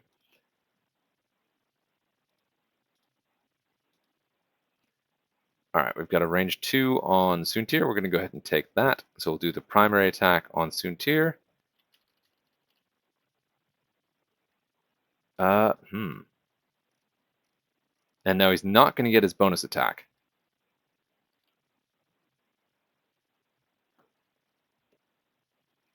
Yeah, we'll go ahead and do it. Okay. So he says, while you defend or perform an attack, if you are stressed, you may reroll up to 2 of your dice. Oh, so he doesn't remove the stress. Wow, wait a minute. Okay, so he would get the reroll in both attacks if I was able to pull off the spend target lock thing. Okay. Nothing. 1 hit. All right, Soontir. No, okay. Soontir easily evaded that. So we've got end phase. Nora continues to hold on to a crate. Wow. Okay, who has not attacked? So Braylon attacked, Moff Gideon attacked. So no ships removed yet. Middle objective still sitting there unclaimed. And Rebels score an additional 3. And that could turn around anytime. A ship dies and all of a sudden this is in the Empire's favor. And Empire still gets 1. So Empire really needs to make up the difference on these crates. Which is pretty funny seeing that, because usually the Empire has a couple mooks running around claiming crates. Like Moff Gideon could be 2 2-point ties. Could have been running away with 2 crates this whole time. But also the combination of Nora with Enduring. Geez, she would have had that crate popped off every single turn. And isn't, because Enduring. Yeah, wow. That's really good. Okay. Back to dials.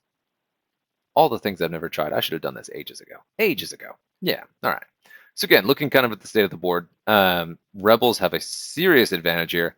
And here's the thing. So to some degree, this is still true. But in 1.0 and 2.0, the Rebels would right now have every incentive in the world to run away and just not engage until they ran out the clock.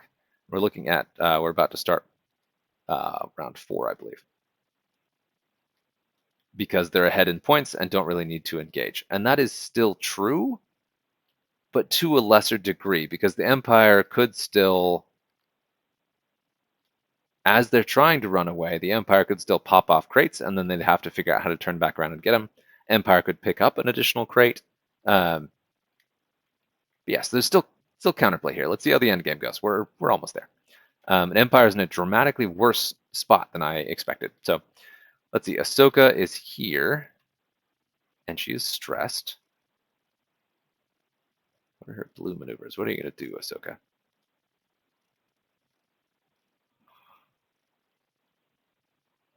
Too hard would be interesting, but we're not going to do that. Does not have any bombs. She might actually do it too hard, because Moff Gideon doesn't have a lot of options. He's probably going to overshoot no matter where she goes. Let's see, because that then also gives her an opportunity to... No, she's going to go straight. So if she goes straight, she cuts off any likely escape routes by Soontir, who could do a too hard to the left to get over Braylon, or Braylon's going to move first, so could do a too hard to the left to get out of here. So that's the idea behind Ahsoka. She's going to end up right there in a spot to take down Soontir if he tries to run that way. And then Braylon is going to be moving first in my Rebel squad.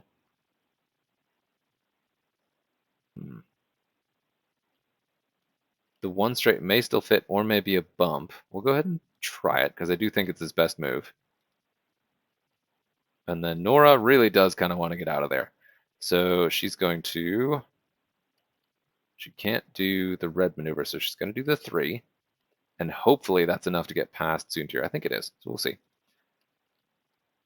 And then Luke is going to do a K-turn. Which the 4K, it's probably going to put him right here, right in everybody's grill. But we'll see. See how it goes. And then on the Imperial side, Soontir wants to get out of dodge. Now, Braylon could do something weird with him. Actually, what else does Braylon have? Yeah, no, he's pretty much got to do the 1 straight. Oh,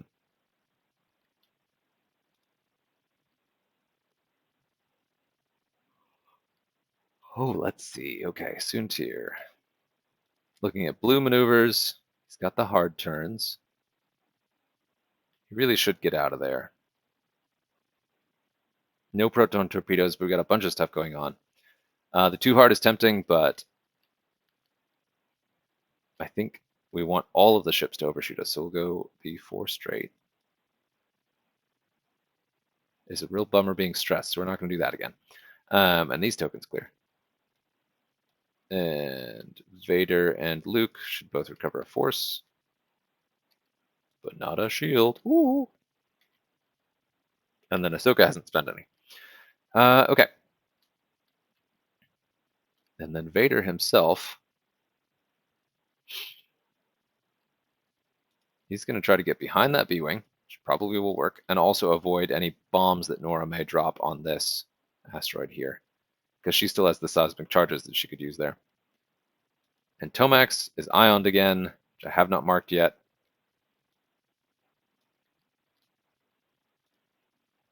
I can't even do the back. Brutal! It's a nasty combination of crits right there. Okay, and then Moff Gideon. What are you going to do, Moff Gideon? This is where I really wish I had the, was it precision ion engines that would let him turn that 3K into a sloop, because to pop him right here would be awesome. But instead, and a 5K is going to put him right over that debris cloud. That's a real bummer. Okay. He's going to circle back around over there. We'll see where that puts him. Okay, everybody's set. Rude. Go ahead and do it from the Empire side this time.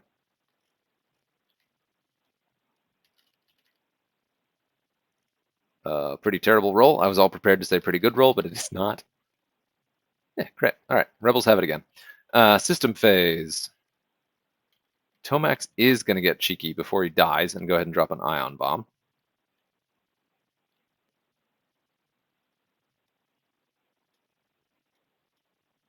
And I believe that's ion bomb. Bomb dropper. Bop it right on there. And we already dropped the charge. Oh, nope. That one. There we go. There we go. We got it.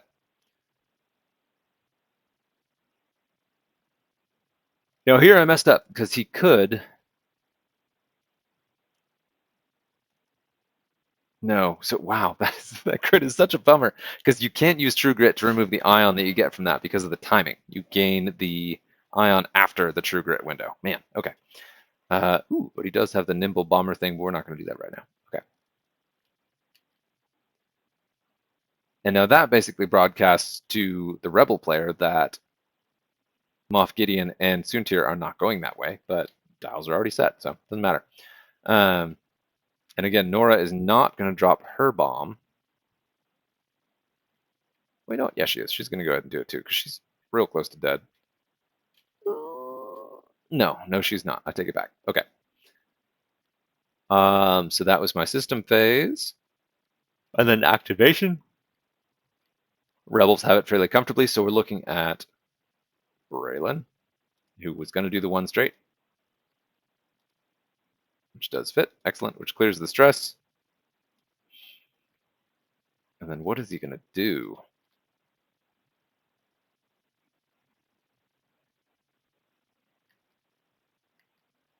What are you going to do, Braylon?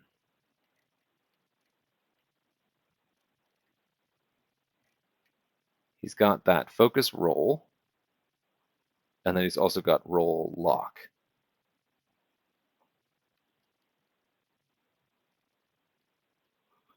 But also, I don't really want him to be stressed, so he's just going to go ahead and get the target lock on Vader, and then we'll see what happens. And now I know what's going to happen because I set the dials for Empire, but he doesn't. All right. Because assuming Vader could have slow rolled in here, but also he's just not in a great spot. So, all right, we got that. And then that is my 5, or my 4. So then Moff Gideon over here. Whoop. Still has Ahsoka's target lock. Where did she spend that? She spent it.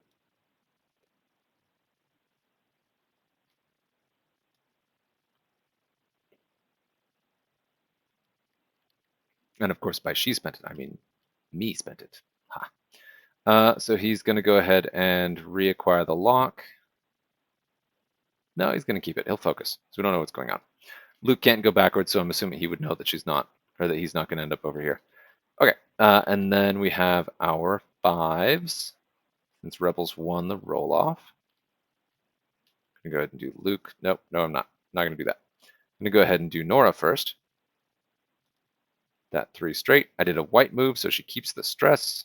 Keeps that lock from Vader, because that wouldn't go away anyway. But does get her kind of comfortably out of stuff, except she's going to get hit by that ion bomb. Oh well. Okay. And then we'll go ahead and do Ahsoka. 2 straight, puts her smack in the middle of that ion bomb, which is okay. And she's going to go ahead and move her target lock or reacquire her lock on Tomax.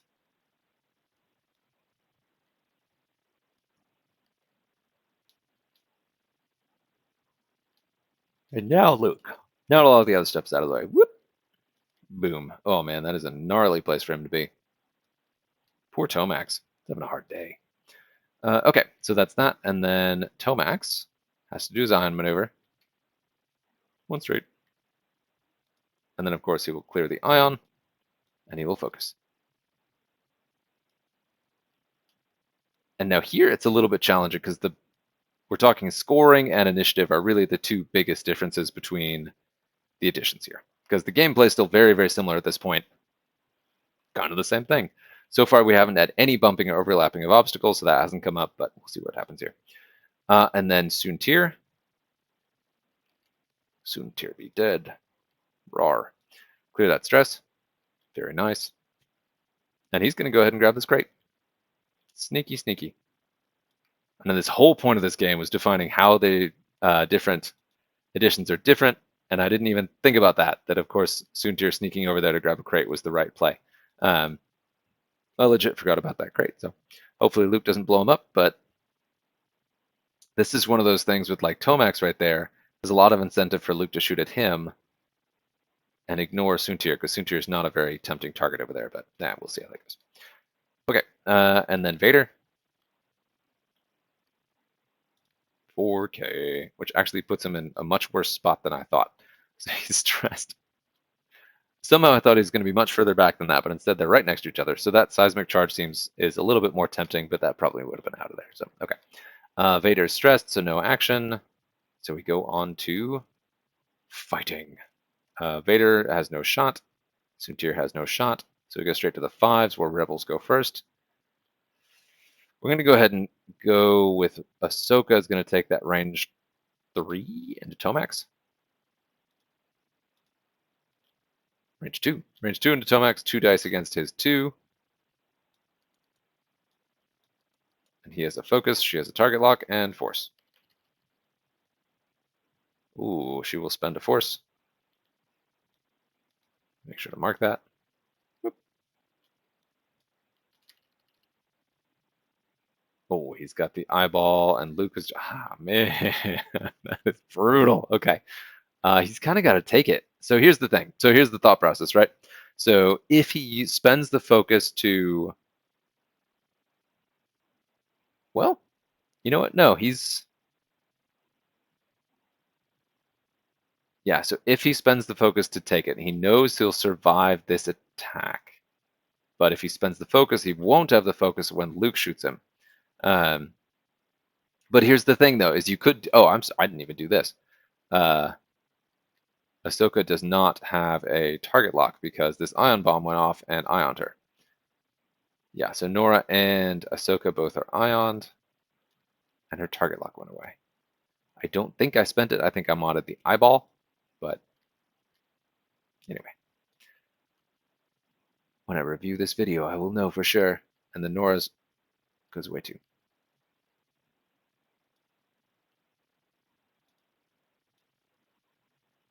And the bomb goes away. Okay.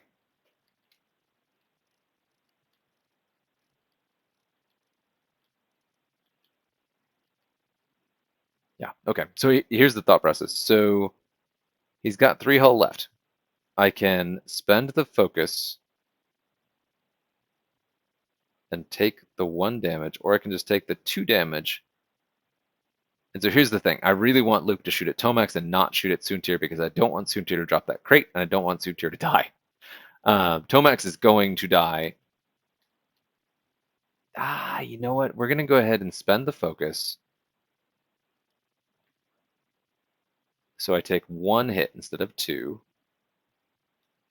So he's got 2 hull left, comfortably halved, but he's still got 2 hull and still has a lot of other nasty tricks and still is about to shoot as well, where Soontir is not going to shoot. So I'm trying to bait Luke into attacking Tomax instead of attacking Soontir, because in 2.5, Tomax is 3 and Soontir is 6. Which is still probably true in 2.0, even with all the ordnance and loadout upgrades on Tomax. He's still cheaper than Soontir. So losing Tomax is a much less of a hit, especially with the objective here. So, okay. That was Ahsoka's shot. Nora doesn't have a shot, so Luke is going to take that range 1 to Tomax. 4 dice.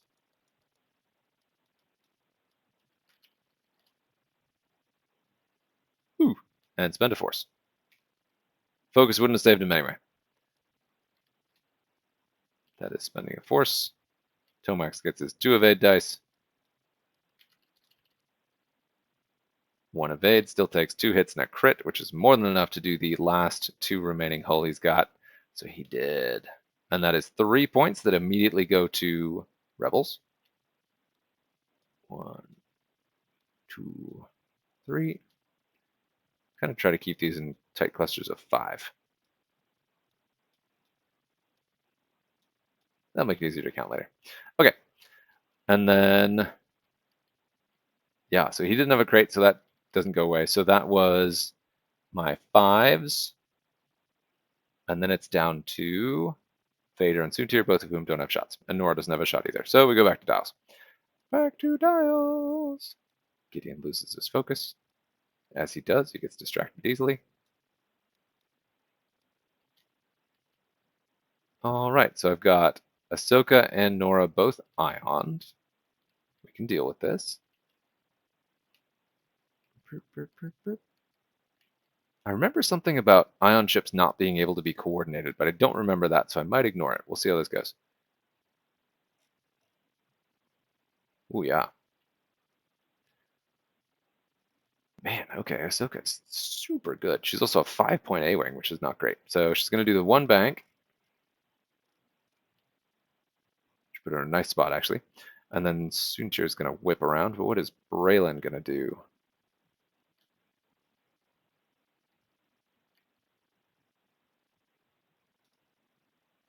We're trying to pull off this crazy thing. I'd see if we pull off a block or what's going on. Man, Braylon and Vader are just going to do a weird showdown here. And then Nora is doing the ion maneuver. She'll do the straight. So everyone is set. And then Luke, what you going to do, Luke? You're going to try to chase down Soontir? Probably.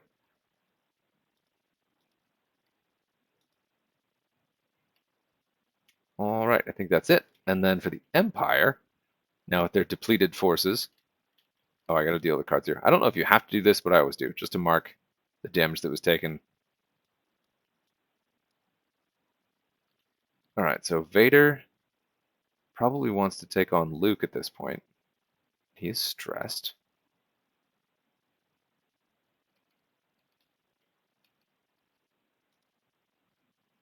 Oh man, I don't think the too hard will fit. That really messed him up that this was such a shallow maneuver. I really expected him to be over here, which would have made this much, much better. It's going to go ahead and 3 again.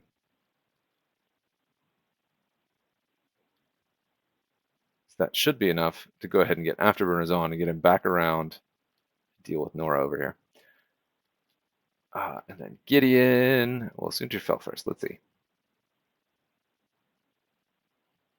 And Soontir kind of wants to get away, but Empire really needs to make up the points. So he's going to go ahead and sloop. And then Tomax is dead. And Gideon. I'm going to go ahead and 1 hard. Okay, and then we have Road. Road, road, roady, road, roady, roady, road. Okay, hit, blank. Not bad, Empire, not bad. Ooh, God, Rebels. Man, I underestimated this Rebel list a lot. Although it's not over yet. Vader could just chainsaw through what's left.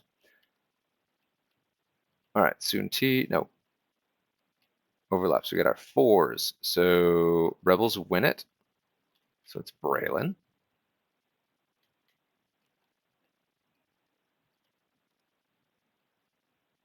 And he's going to assume that he can make it and block Vader somehow. So he's going to do that backwards, and he is stressed. Maybe he'll luck into a shot on Soontir. And then Moff Gideon.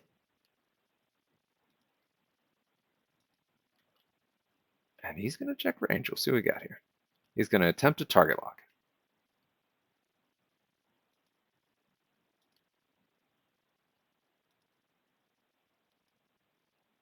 Yeah, got it. So he's going to go ahead and target lock Luke and see where this winds up.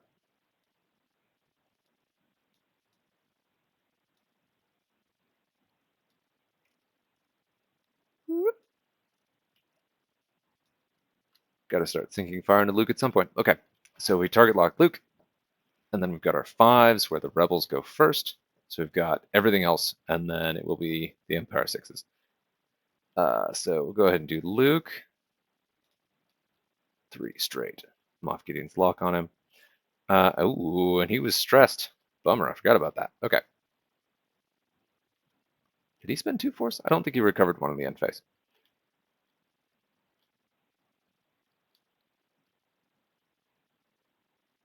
So no action on him. He is still stressed. And then Ahsoka is going to do the 1 bank.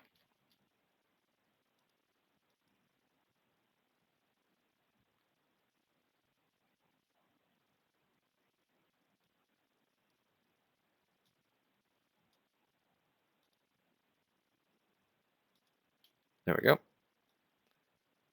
And then she completed a maneuver, so she's going to spend 1 force. Oh, so good. So good. Oh, she didn't recover one either, but she'll spend that force she spent 2. Ooh, hang on. 1 to 2. Awesome. To give Luke a target lock on Soontir Fel.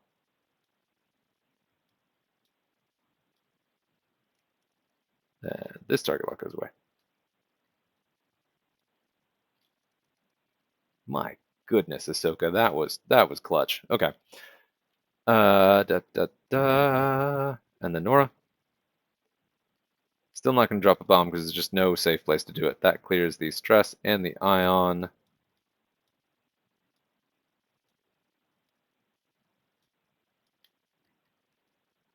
And what's she going to do? She's going to go ahead and spend a non-recurring charge to get a shield back.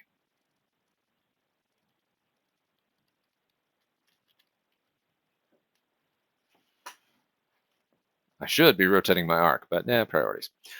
Okay, and then that was it for the Rebels. Ahsoka hadn't taken an action yet. She will take the focus because that's all she can do from the ion maneuver. Oh, Nora has to do the focus. She can't do the shield. Ion. Well, living dangerously. All right. Now the sixes. Soontir fell. Sloop. Sloop-a-doop. And now he can't barrel or boost or anything, but he's stressed anyway. So now he's in a real bad spot with Luke over there. But he may have a shot back on him, and Gideon may be able to make up some of the difference here. And then Vader. 3 straight. And then we will afterburners to boost. And you can see how hard it can be to keep up with kind of squirrely aces like Vader and Soontir. And especially imagine if they always had complete knowledge with the initiative bids, and then also if they could just run away, if they got halved or had an advantage in the game, and they can just run away the entire rest of the game. So like right now, instead of turning around, Soontir could have just booked it for the corner and been almost impossible to catch, and Vader could do something very similar. Nora's running away, so you're still seeing that, but everything else is still engaging. Rebels have such a commanding lead now here that they don't have to. But if Empire starts plinking off some of these crates, it turns around real fast. Let's see, so it's still 3 and 2 in terms of crates. Vader did boost with afterburners, so that's his last afterburner. And then he does have barrel roll, and he has focus roll, which he's going to go ahead and do. He will focus, and then barrel roll to the right and forward.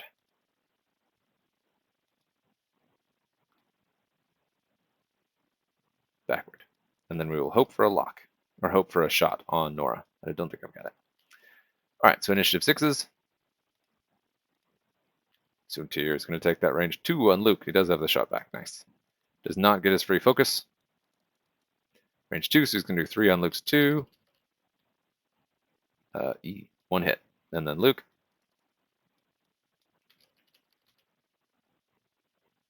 Oh, blank out. Luke, come on now. So Luke takes damage card. Uh-oh. That could turn around real fast. And that brings Luke down to half. So he's at half. And I believe that it counts at half, not over. So that would be half points on Luke in 2.0. Again, not in 2.5. Doesn't have a crate, so he wouldn't drop it. And there wasn't a crit, so it doesn't matter. But ouch. He would recover a force if he was missing one because Luke.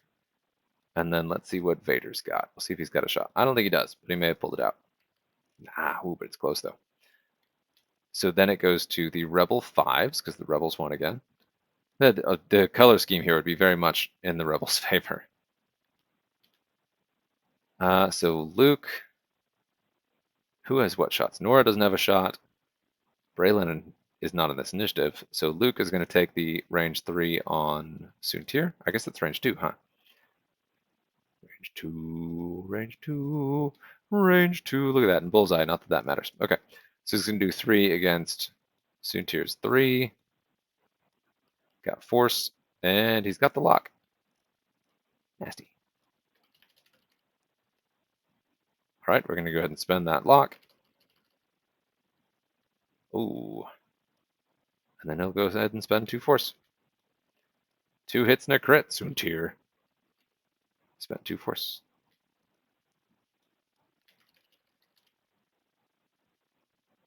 And Soontir gets 1 evade, so he still takes a hit and a crit, which knocks off the crate, but the hit is nothing. And then the crit is Panicked Pilot. Poor timing. 3 stress tokens, Soontir. Oh boy. That's going to be a bummer. And then also drops the crate.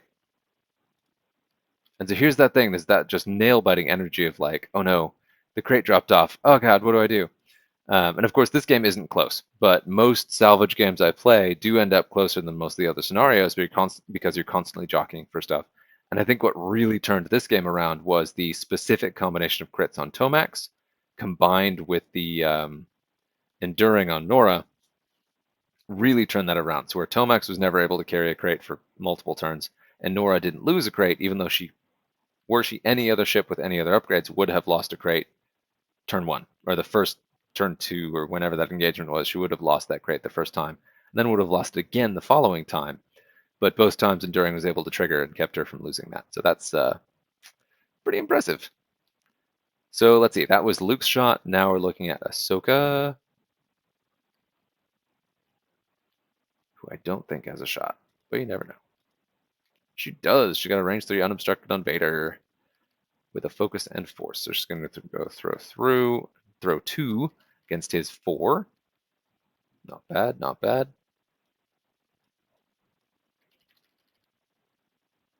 Ooh, so she does a hit, knocks off another shield. She has hate, recovers a shield, but he recovers a force, but he hasn't lost any. Okay, and then it's Moff Gideon's at I4. Probably has that range 2 torpedo shot on Luke. He does. So we're going to throw the torpedo against Luke. He does have the lock. Oh man, nice. 2 hits. When an enemy ship at range 3 defends before attacks that rolled, you may spend 1 and choose a friendly ship range 0 to 1 of the defender. If you do, defense dice cannot be modified. And the chosen friendly ship gains 1 strain token. Yuck. Okay. There isn't an enemy ship in range. That's a lot of requirements. All right, Luke, double evade, and he gets the force back. Lucky son of a gun. Now hang on. Yeah, okay, that works in Luke's favor. All right, so that is the end of that round. And then Rebels gain another 4. Not 4. Rebels gain 3, and Empire gains 2.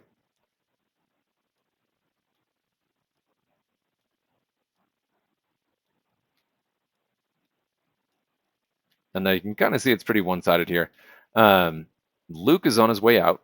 Every chance that he could go down, and Nora. Oh, Gideon should have spent a charge on his torpedoes. Soontir is doing really badly. So it could turn any time with Vader taking out a key piece and then somebody taking a bunch of damage really quickly. But Braylon hasn't really done anything. Still has full health, has fired 1 shot, I think. So could comfortably come in and kind of mop up some of the damage pieces because both Gideon and Soontir are in places where they're going to get hit again and are 1 good hit away from going up in smoke. Luke is going to take a bit of a beating before he goes down. Ahsoka's not even hurt, and it's still going to continue to be a piece. And the Empire's really only hope is also finishing off Nora, who could probably sneak out and not die for a while here, even against Vader's damage output. So, I don't know. Did I skip Vader's shot? No, he didn't have a shot. Right? Yeah, didn't have a shot. So, that is just kind of an illustrative example of crates. I wanted to go ahead and show that in play. We didn't look at bumping. We didn't talk about bump focus. We didn't talk about obstacles, but I did want to highlight some of the key differences between the games in play. So when I did that, that's what we got. So hopefully this is a fun video. I know it was a long one. I am exhausted. But yeah, hopefully it was worthwhile and kind of gave a sense of sort of how everything fits together and how it's a little bit different. Most of these upgrades I didn't even get to use. So that is a pretty big vote in favor of 2.0. But some of that was also kind of my flying.